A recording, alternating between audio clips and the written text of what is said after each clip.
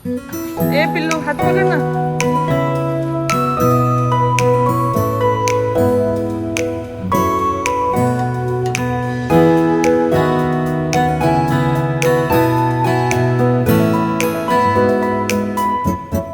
Hello all, good morning, welcome back to my channel. तर सकाळी सकाळी तुम्ही बघताय की मी जरा गडबडीमध्ये, आणि ते हे कारण त्याचं असं आहे की प्रिशाची स्कूल चालू झालेली आहे. मागे एका ब्लॉगमध्ये शेअर केलं होतं मी, आणि आता तिचा टिफिन पण रेडी आहे, म्हणजे बनवून झालं आहे.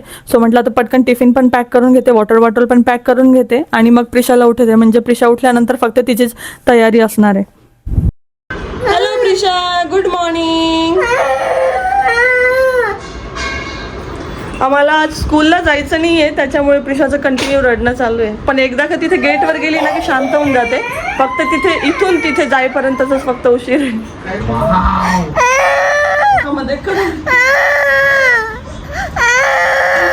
जसा युनिफॉर्म घातला होता ना तसं तिचं कंटिन्यू रडणं चालू होतं, आणि हे रडणं फक्त लिफ्टपर्यंत असतं किंवा जास्तीत जास्त स्कूलच्या गेटपर्यंत असतं.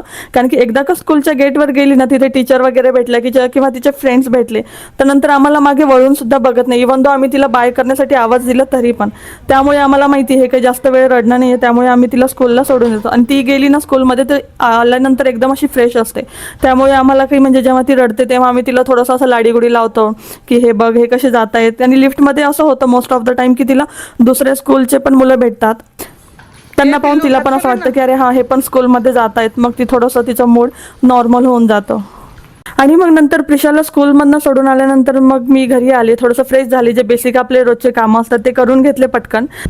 आणि मग नंतर आज ब्रेकफास्टमध्ये मी ढोकळा बनवलेला होता, आणि हे ढोकळ्याचं प्रीमिक्स आहे ना मी घरीच बनवून ठेवलेलं आहे. सो जेव्हा जसं लागेल तसं मी यूज करत असते. आणि हे प्रीमिक्स काही बनवणं फार अवघड नाही, एकदम इझी आहे. फक्त एकदा बनवून ठेवलं ना की मग नंतर 2-3 महिने पाहायचं टेन्शन नाही.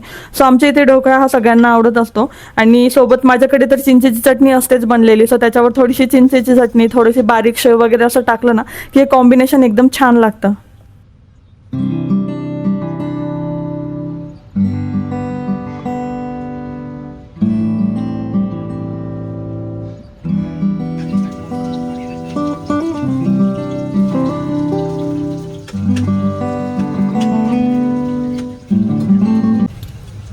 आज लंचमध्ये आहे ना बिर्याणी बनवायचं ठरलेलं आमचं, चिकन बिर्याणी. सो त्यासाठी मग मी इथे थोडीशी प्रिपरेशन करते, जसं की बरिस्ता बनवून घेते, आणि एका साईडला मी राईस पण शिजवण्यासाठी ठेवलेला होता. आणि सोबतच मग मी नंतर म्हटलं तर हे राईस शिजतोय आणि बरिस्ता बनतोय तोपर्यंत मी माझे जे दुसरे काम आहेत, जसं की मशीनमधनं मी भांडे काढून ठेवलेले होते, म्हणजे जेणेकरून थोडेसे असं ते कोरडे होण्यासाठी. सो ते भांडे पण लावून घेते. म्हटलं साईड बाय साईड मल्टिपल कामं, म्हणजे प्रिशा स्कूलमध्ये गेली ना की अशा ज्या छोट्या मोठ्या गोष्टी आहे ना त्या खूप क्विकली होऊन जातं. म्हणून मग म्हटलं आता हे होतंय तोपर्यंत मी इथे पटकन भांडे लावून घेते. आणि हे बिर्याणीसाठी लागणारं जे मॅरिनेशन आहे ते मी कालच करून ठेवलेलं होतं. म्हणजे आधी आम्ही असं करायचं की जेव्हा बनवायची त्या दिवशी 2 आवर्ससाठी करून ठेवायचं मॅरिनेट. पण ते मॅरिनेट जेवढं आपण जास्त करतो तेवढं जास्त त्याच्यामध्ये जे चिकन आहे ते मसाले जे आहे ते चिकनमध्ये छान असे मॅरिनेट होतात. तर आम्ही मागच्या 2-3 वेळेसपासून असंच करतोय की रात्रीच मॅरिनेट करून ठेवतो फ्रीजरमध्ये, आणि लंचमध्ये बिर्याणी बनवून घेतो. म्हणजे दुसऱ्या दिवशीचे जे एफर्ट्स आहेत ते पण जरा कमी होतात, आणि बिर्याणी पण क्विकली होते. कारण की एकाच दिवशी मॅरिनेट पण सगळं पण ते खूप जास्त टाइम कन्झ्युमिंग वाटायचं आम्हाला. आणि आम्ही जेव्हा पण बिर्याणी करतो तेव्हा लंचमध्येच बनवत असतो. सो त्यामुळे ओव्हरनाईट मॅरिनेशन करणं हे इझी वाटतं. आणि मग नंतर लंच झालेलं, आणि मग संध्याकाळी प्रिशा झोपेतून उठल्यावर आम्ही इथे मस्त गॅलरीमध्ये बसलेलो होतो. सध्या तिला हे स्ट्रॉलरमध्ये बसणं खूप जास्त आवडतंय, सो त्यामुळे ती अशी स्ट्रॉलरमध्ये बसत असते संध्याकाळी. आणि मग मी मस्त इथे चहा आणि बिस्किट एन्जॉय करत होते, आणि प्रिशाला थोडेसे मखाना फ्राय करून दिलेले होते. सो तिचंही इथे खाणं चालू होतं, आणि सोबत आमच्या अशाच गप्पाही मारणं चालू होतं. आणि मग नंतर मी, राहुल आणि प्रिशा आम्ही तिघही नर्सरीमध्ये गेलेलो होतो, कारण की आम्हाला ना काही इंडोर प्लांट्स घ्यायचे होते. सो मेन तर आम्ही इंडोर प्लांटसाठीच आलेलो होतो, पण असंही होतं की दुसरे एखादे प्लांट आवडले तर तेही घेऊ. म्हणून मग आम्ही आधी 2-3 नर्सरीमध्ये इन्क्वायरी केलेली, आणि त्यानंतर मग आम्ही एका नर्सरीमध्ये फायनल जो प्लांट आम्हाला घ्यायचा आहे तो पाहिला. कारण की जो प्लांट आम्हाला घ्यायचा होता ना त्याचे जास्त काही असे ऑप्शन्स नव्हते नर्सरीजमध्ये, कारण की ते असंच म्हणत होते की अजून पाऊस नाही पडत आहे तर आमच्याकडे कमी आहेत जरा प्लांट्स, असंच ते म्हणत होते. त्यामुळे मग आम्ही म्हटलं की ठीक आहे 2-3 नर्सरी बघू, आणि जिथे आपल्याला चांगलं वाटेल तिथून आपण परचेस करू. करू. म्हणून मग शेवटी आम्हाला एका ठिकाणी आवडलं होतं इथे. सो आम्ही हे जे तुम्ही प्लांट बघताय तर हे वालं जे आहे ते इंडोर प्लांट आहे आणि त्याच्यासाठी जो पॉट आहे तो पण आम्ही घेतलेला, म्हणजे आतमध्ये जसं फर्निचर आहे रूममध्ये जिथे ठेवायचं आम्हाला त्या हिशोबाने. आणि सोबतच मला दुसरेही 2-3 प्लांट आवडले होते, सो तेही घेतलेले आम्ही. ओके.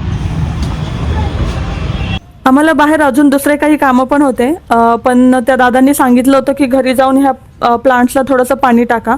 म्हणून मग आम्ही असं डिसाईड केलं की आधी घरी जाऊ, हे प्लांट्स ठेवू, त्यांना पाणी टाकू आणि त्यानंतर मग बाहेरचे जे काही कामं आहेत त्याच्यासाठी पुन्हा बाहेर जाऊ. सो त्यामुळे मग मी इथे आल्याबरोबर हेच झाडांना सगळं पाणी व्यवस्थित टाकून ठेवत होते. आम्ही आता 3 प्लांट्स घेऊन आलो आहे. एक इंडोरसाठी आणलं आहे आणि एक फुलाचं आणलं आहे, म्हणजे निशिगंधाच्या फुलांचा जो स्मेल आहे ना तो खूप जास्त फ्रेश वाटतो, तो एक आणला आहे. आणि एक अजून एक आहे म्हणजे शोचंच आहे, ते आम्ही आधी पण आणलेलं होतं, पण आम्ही एकदा जळगावला गेलेलो खूप दिवसांसाठी आणि तेव्हा काही जास्त पाणी टाकण्यात नाही आलं त्या झाडाला, तेव्हा ते जळून गेलेलं. म्हणून आज ते पुन्हा आणलेलं. हे बघा, एकाला तर आम्ही ऑलरेडी एका पॉटमध्ये टाकून आणलंय जो इंडोरसाठी आहे, त्याला सिरॅमिकच्या पॉटमध्ये टाकून आणलंय. बाकी म्हटलं आता इंडोर ठेवतोय तर थोडेसे चांगलं पाहिजे, फॅन्सी डेकोरेटिव्ह प्लांट. छान वाटत आहेत आता, फक्त व्यवस्थित राहायला पाहिजे. हे बघा, हे जे आहे हे इंडोरसाठी आहे आणि हे निशिगंधाचं आणलंय आणि हे एक आहे एक शोचं, हे आधी पण होतं आमच्याकडे. आता पुन्हा आता या दोघांना आहे ना उद्या ट्रान्सफर करेल. आता हे करत नाही बसत, कारण की मातीमध्ये काही किडे वगैरे असले तर. फक्त याला जे आहे आजच्या दिवस बाहेर ठेवू आणि उद्यापासून आतमध्ये ठेवू, म्हणजे त्याच्यामध्ये थोडीफार अशी मुंगी वगैरे होती, आम्ही तिथे पाहिलेलं त्या मातीमध्ये, त्यामुळे आम्ही आज याला बाहेरच ठेवू आणि उद्या घरामध्ये शिफ्ट करू. कारण की ना ज्या टेबलवरती ते ठेवायचं आहे ना त्या टेबलवरती प्रिशाचे कपडे पण असतात आणि मग काही मुंगी वगैरे असली तर ते कपड्यांमध्ये घुसली तर ते नको, खूप जास्त रिस्की वाटतं, त्यामुळे आज बाहेरच ठेवू याला.